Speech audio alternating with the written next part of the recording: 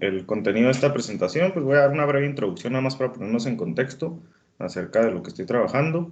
Voy a presentar el trabajo previo y en el punto 3 el trabajo realizado. El punto 4, algunas conclusiones preliminares para dar comienzo a trabajo futuro. En el 5, mi calendario de actividades. Y el 6, productos que he tenido.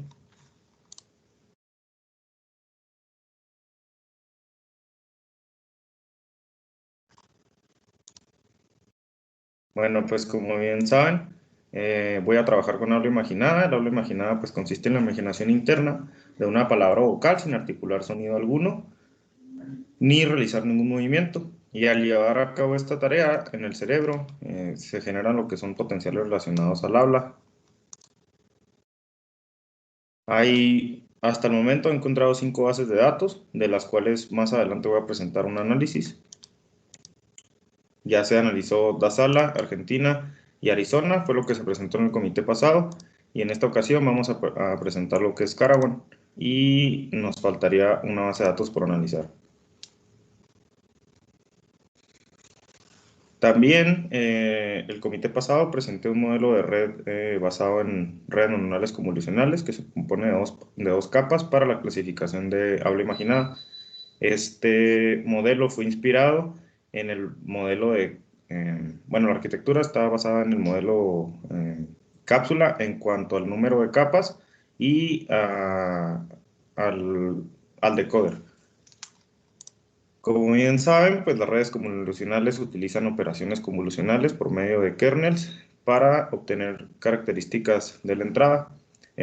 También se presentó un modelo basado en redes CapsNet. Este modelo está inspirado en el modelo original que se propuso por Hinton en el 2017.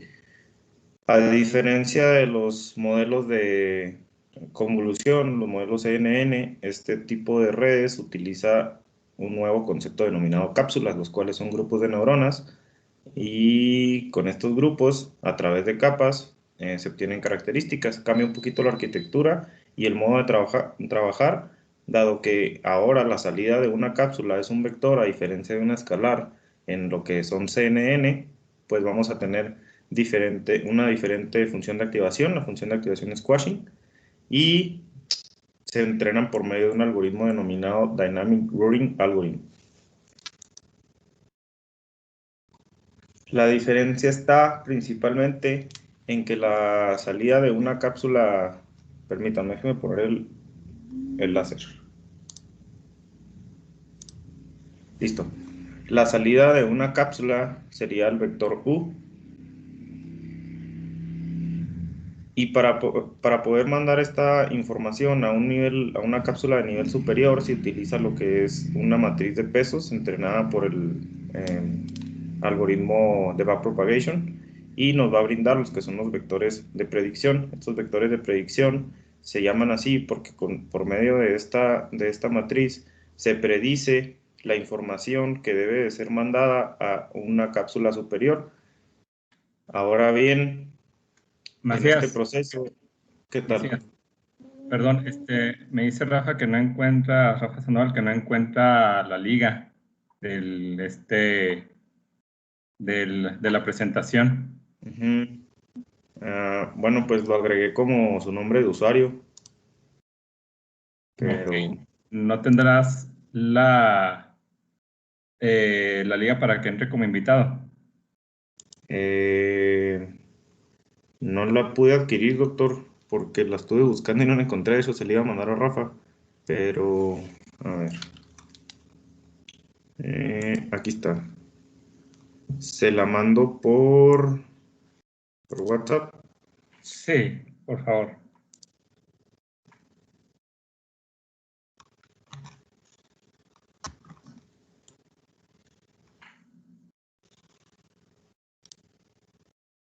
Recuerda que estás compartiendo tu escritorio. Sí, ya se ve la presentación, ¿verdad?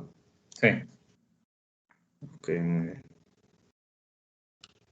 Mm,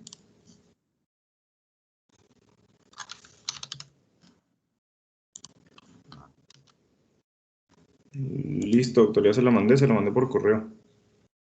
¿Por correo? Ajá. Ok, continúa.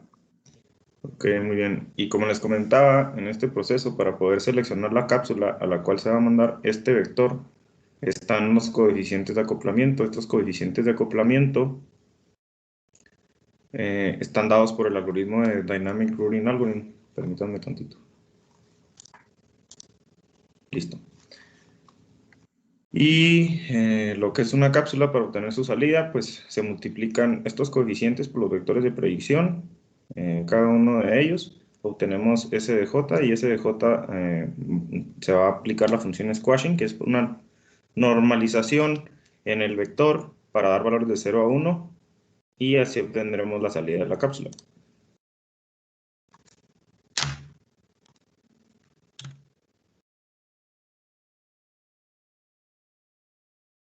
Ok, lo interesante y la base de este modelo son los coeficientes CJI, los coeficientes de acoplamiento entre cápsulas I de la capa I y cada cápsula J de la capa I más 1, o sea, una capa superior. Estos coeficientes suman 1. La razón de por qué suman 1 es porque en el algoritmo de Dynamic Routing Algorithm se utiliza la función softmax. Esta función softmax pues brinda una distribución de probabilidad, y es por eso que desde ese punto se dice que estos coeficientes, si estos coeficientes dan la probabilidad de que una entidad esté representada en una cápsula de la capa I y vaya a ser enviada a una capa similar, a una cápsula similar, perdón, en la capa J.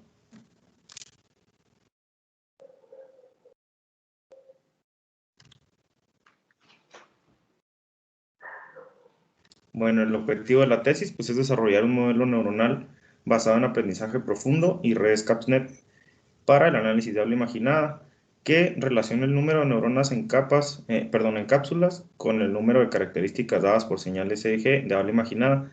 ¿Por qué es esto? Más adelante lo voy a explicar con el trabajo previo. Como lo he mencionado, pues propusimos lo que son un modelo de red neuronal convolucional y un modelo de red neuronal cápsula para el análisis de habla imaginada. Con ello se experimentó y se analizó la base de datos de Dasala, y se realizaron algunos análisis de resultados y se dieron conclusiones preliminares. Para situarnos más o menos en contexto, podemos observar el desempeño del modelo SCNN, donde se obtuvieron los mejores resultados con el sujeto 1. Sin embargo, en el problema de clases se obtuvo el mejor resultado en la diferenciación de la vocal U contra el estado de control. Recordemos que esta base de datos tiene 3 tipos de actividad cerebral, lo que es la vocal U, la pronunciación de la vocal U en habla imaginada, la pronunciación de el habla imaginada de la vocal A, y un estado de control en donde no se genera ninguna actividad. Con ello se pueden realizar 3 clases: la diferenciación cuando se está imaginando la A nada, la U a nada, y las 2 vocales. Sin embargo, el promedio de este modelo fue de un 67.63%. En cuanto a las redes neuronales cápsula, el promedio pues, es similar entre sujetos, a diferencia de como lo era en el modelo anterior. Tuvimos ahí un bajo desempeño en lo que es la vocal A contra el estado de control. Esto puede ser sustentado, y un mejor resultado en lo que es la diferenciación de la vocal A contra la vocal U. Esto pasó porque, dado que las cápsulas relacionan características presentes en la entrada, en el caso de la diferenciación de la vocal U y el estado de control, en el caso de la vocal U tenemos patrones definidos, pero en el caso de la señal de control, pues es una señal que no brinda información acerca de alguna actividad cerebral, por lo que cada señal es diferente. Entonces la red cápsula no está aprendiendo características en este caso del estado de control. Sin embargo, pues obtuvo un resultado mayor, que es un 71.93% promedio, mejor que el anterior. El comité pasado se me pidió compararme con otros trabajos, por lo cual me di a la tarea de buscar otros trabajos que han analizado esta base de datos de la misma manera que lo hice yo, utilizando el mismo preprocesamiento, solamente diferente clasificador. Como podemos ver, el modelo convolucional un 67.63%, el modelo cápsula tiene un mejor desempeño a través de los 3 sujetos que tenemos en la base de datos y un desempeño mayor. Y Dasala obtiene un mejor desempeño en el sujeto 1, pero un bajo desempeño en los dos sujetos, más bajo que el sujeto 1. Sin embargo, pues obtiene un 71.33% de desempeño, muy parecido a lo que obtiene la red cápsula. Además, es importante mencionar que en este punto, todo el procesamiento y todo el análisis que ellos realizan está enfocado en el sujeto 1, por lo que se puede considerar un sesgo para el sujeto 1 en su señal SDG.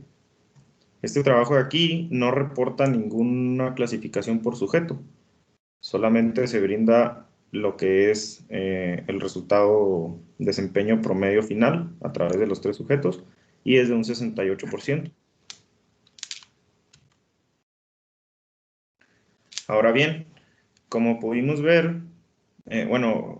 como a través de la experimentación, cuando estaba desarrollando el modelo, pues tuve que hacer varias modificaciones y ver, acoplar la entrada con la red, estudiar la entrada y todo ese tipo de cosas. Y a final de cuentas, encontré un efecto que se producía al cambiar el número de neuronas en la capa en la última capa, que era la capa, le titulé Bowel Caps, donde podía cambiar el número de elementos en las cápsulas, o sea, el número de neuronas, y lo cambié de 4, 8 y 16. Como podemos ver, conforme aumenta el número de neuronas, pues el desempeño decrece. Ahora bien, dije, ¿qué está pasando? ¿Por qué es esto?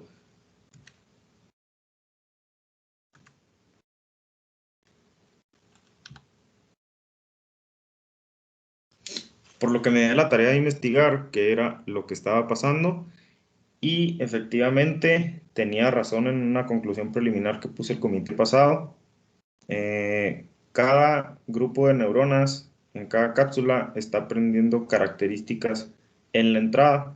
Si el número de características en la capa anterior no es suficiente para poder trabajar 4, 8, 16 neuronas, la red no está aprendiendo nada. ¿A qué me refiero con esto?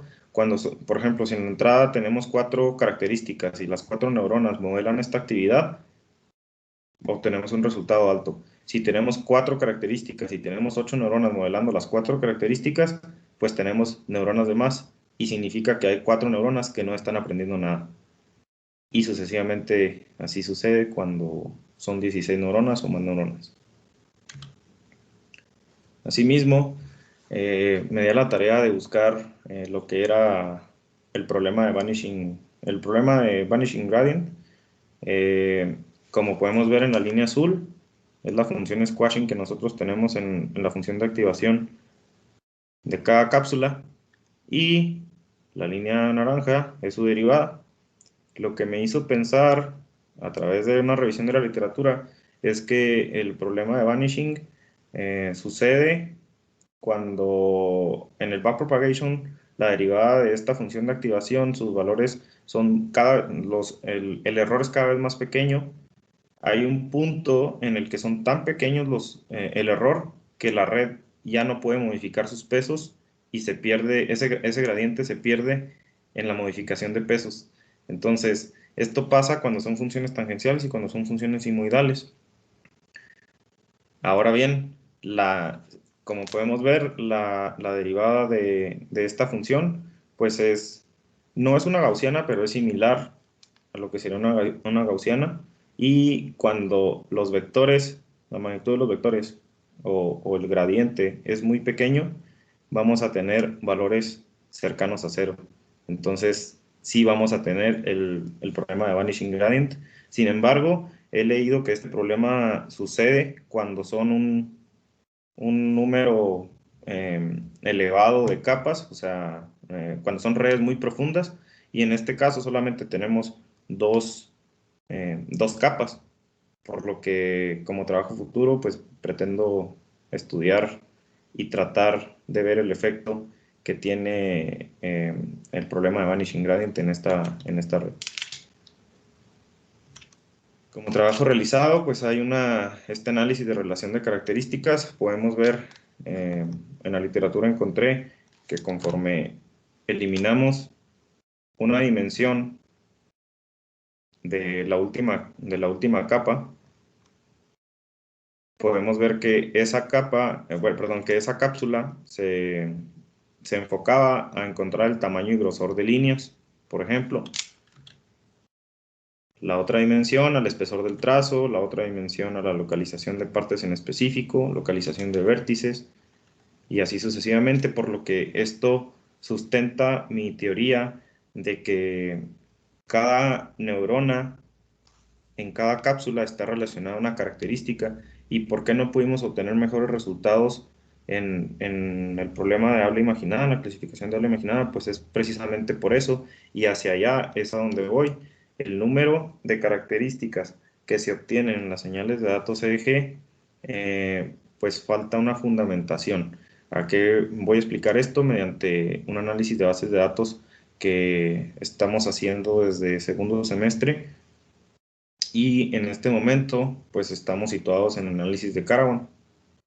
Es una base de datos elaborada en el 2015, contiene señales EEG, movimientos faciales y señales de audio. Tiene 64 electrodos activos, es la base de datos que más electrodos se utilizan alrededor de la cabeza. Son 12 sujetos de prueba y son 132 señales EEG por sujeto con fonemas y palabras. Es una base de datos muy utilizada, de las más utilizadas, y tienen un reconocimiento de hasta un 63%.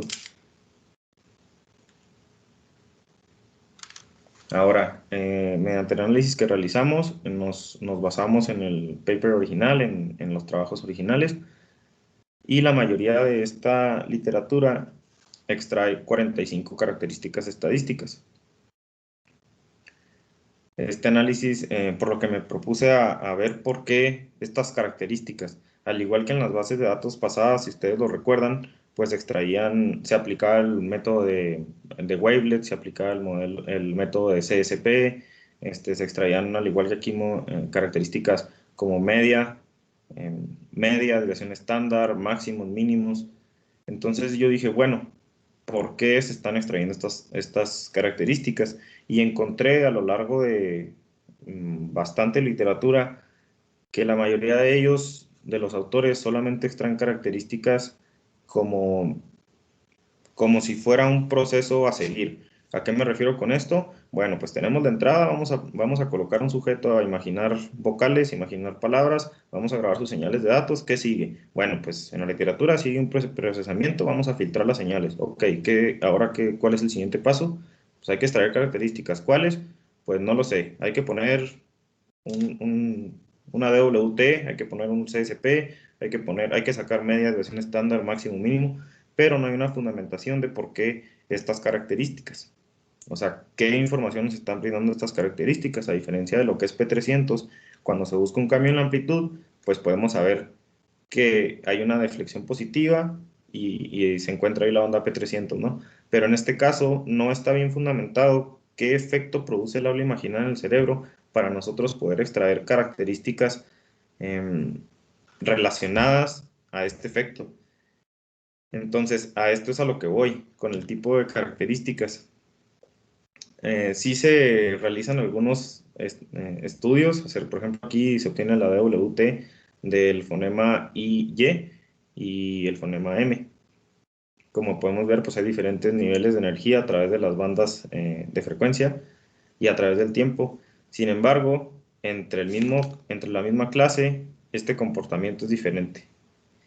Entonces, estamos situados en un momento en la literatura en que se está buscando características por buscar características y se está clasificando algo que no sabemos qué información nos brinda.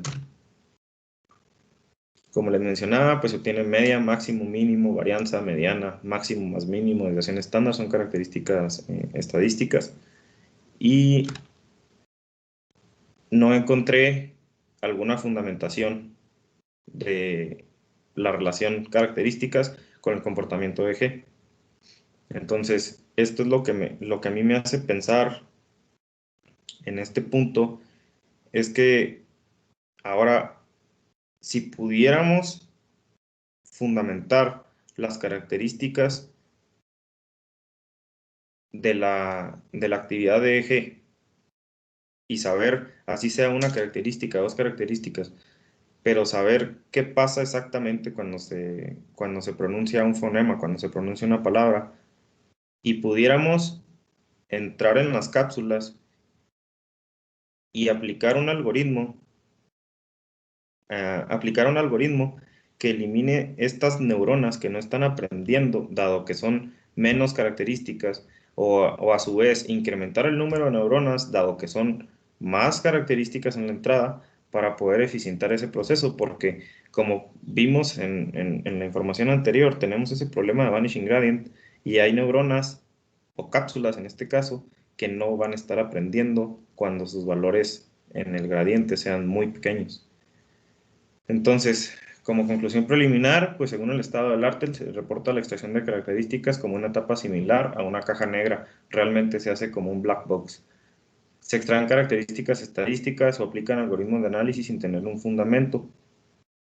En aquellos, por ejemplo, en los que se utiliza CSP, se tiene un protocolo de adquisición deficiente, lo que hace una base de datos mal compuesta, una base de datos con señales basura.